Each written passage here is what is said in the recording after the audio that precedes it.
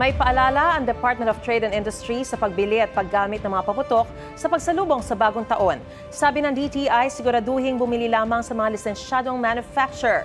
Dapat may Philippine Standard Quality Mark yan mula sa DTI, Bureau of Philippine Standards. Sa paggamit naman ng paputok, pinapaalala ng ahensya na basahin at sundin ang instructions nito. Huwag din daw pulutin ang mga paputok na hindi sumabog at huwag itong gamitin sa pangpaprank ng mga tao.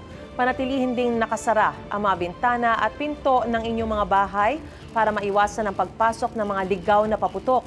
Kung magsisindi ng paputok, gumamit ng mahabang bagay at magsuot ng proteksyon sa mata tulad ng goggles. Para naman ligtas ang katawan sa ligaw ng mga paputok, magsuot ng cotton o denim na damit at magsuot ng sapatos. Siguraduhin ding may nakahandang tubig at first aid kit sakaling magkaroon ng aksidente. Igan, mauna ka sa mga balita, mag-subscribe na sa GMA Integrated News sa YouTube para sa iba't ibang ulat sa ating bansa.